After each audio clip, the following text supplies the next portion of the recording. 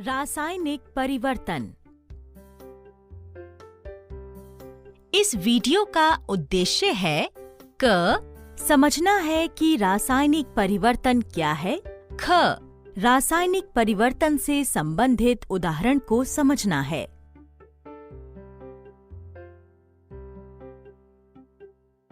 बच्चों, पिछले वीडियो में आपने भौतिक परिवर्तन के बारे में समझा था। भौतिक परिवर्तन में कोई नया पदार्थ नहीं बनता है।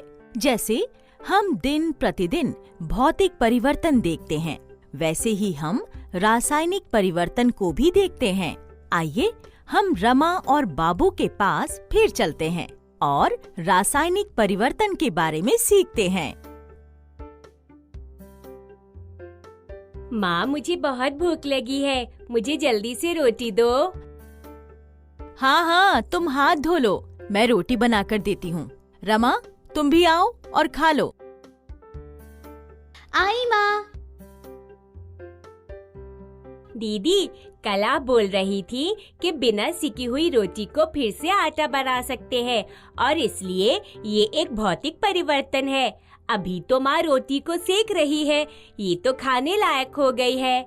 ये मुझे भौतिक परिवर्तन नहीं लग रहा है। अभी देखो, यह रोटी पक गई है। क्या हम फिर से इसे आटे में बदल सकते हैं?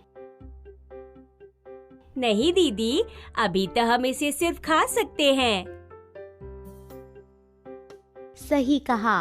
कुछ परिवर्तन ऐसे होते हैं जिन्हें हम बदल नहीं सकते हैं। ये परिवर्तन स्थायी है। ऐसे परिवर्तनों को हम रासायनिक परिवर्तन कहते हैं।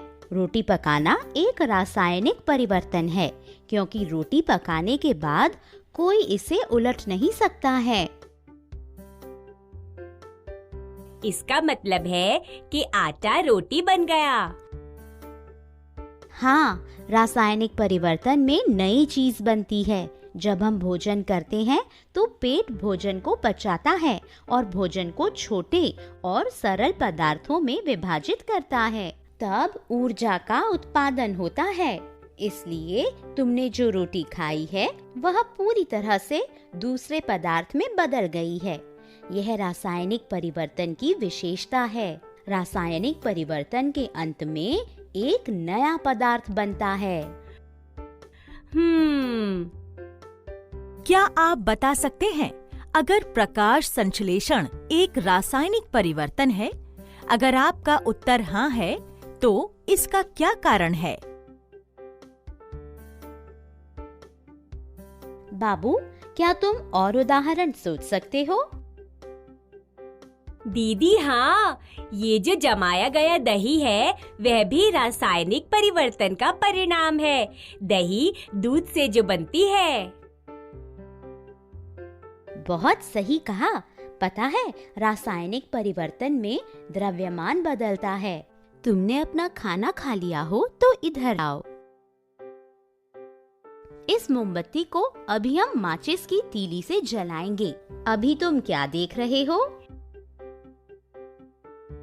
दीदी, मैं देख रहा हूँ कि बड़ी मोमबत्ती जल्दी से छोटी होती जा रही है।